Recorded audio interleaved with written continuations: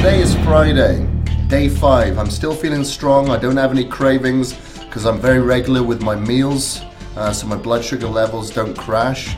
However, I am sore in my back and biceps from yesterday's workout, so I hope you are as well. Today we've got shoulders, calves and abs, so make sure you take your pre-workout supplements so you've got plenty of energy, and I'll see you at the gym.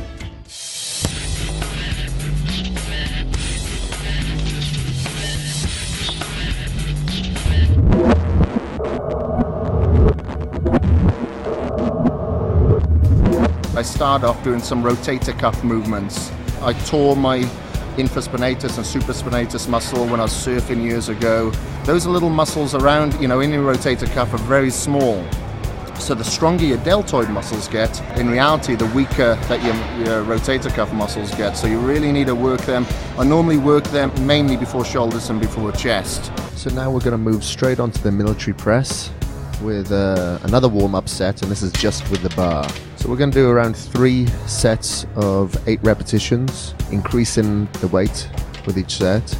I only go as far as chin level on this exercise. I find that it puts too much strain upon the shoulders. If you're using dumbbells, then you can go down a little bit further because you've got more of a free range of motion.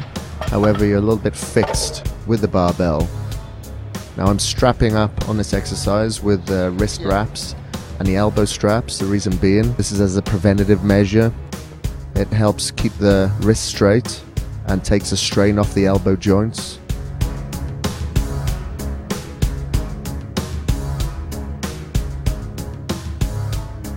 Make sure your back is supported during this time against the back support to prevent injury.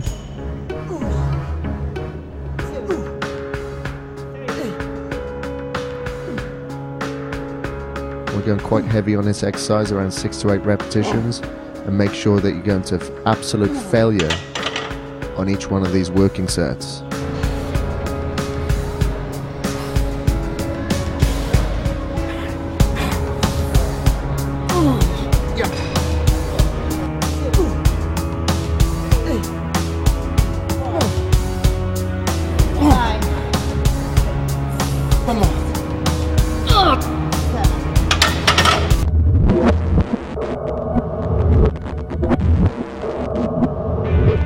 We're going to do side raises, 3 sets of around 15 repetitions. Now by doing the shoulder press, we're hitting all of the shoulder heads, mainly the front delt.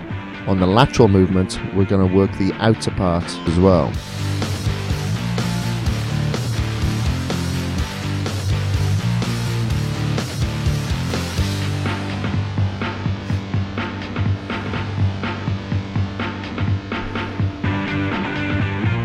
So make sure you're standing erect. There's a little bit of a swing in this exercise. It's a controlled cheating. It's not ballistic movement. Especially when you're going heavy on this movement, it just takes the strain away from the back.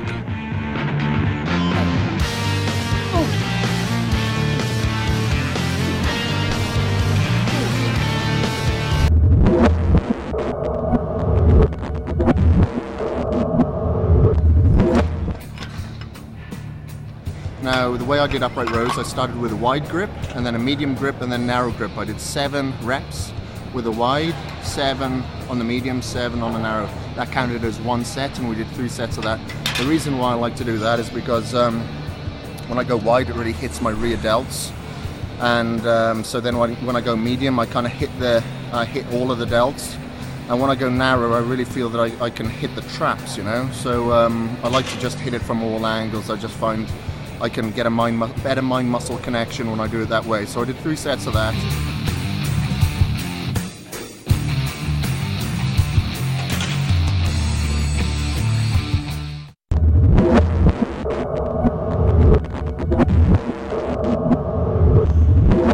So now we're on to rear raises.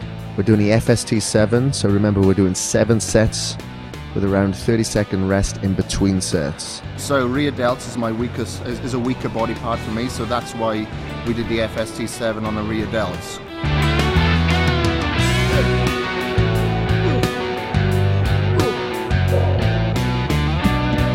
So I'm starting off with my chest supported on this exercise, so I can really focus on the rear delts, and this takes away the strain from the back. But occasionally what I'll do, like I'm going to do here, I'll change things up, and halfway through I'll do the others just standing bent over at a 90-degree angle. So make sure that you're slightly looking up when you're doing that exercise as well, just to help keep your back straight.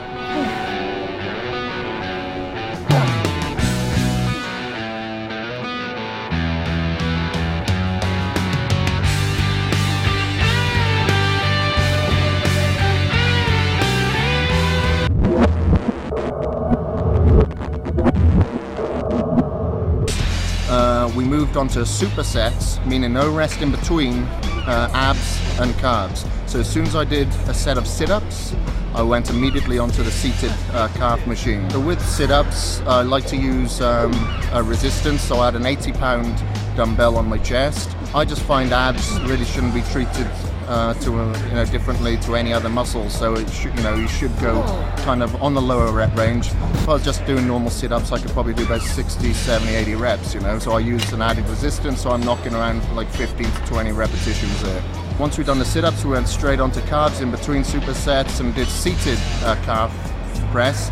Now you might have noticed that I go really slow and deliberate. The reason being is that the Achilles tendon is a very, very thick tendon. So if you go too fast, your tendon takes all of the stress and your muscle, the calf muscle, doesn't. So that's why you'll see a lot of people stacking a hell of a lot of weight on a seated calf or standing calf machine, just repping up and down, and still a year later they've got tiny calves. I was one of those guys.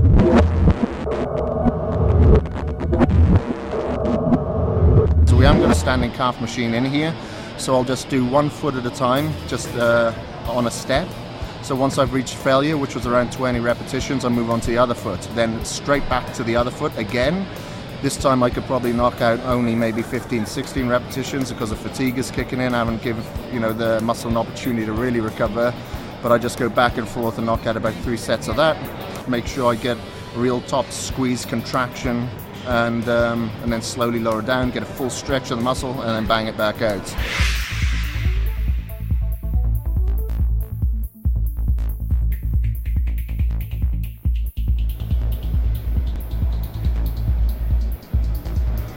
Okay, it's the end of day 5. Today we did shoulders, then we did calves, and then we did abs. So now we finished with that.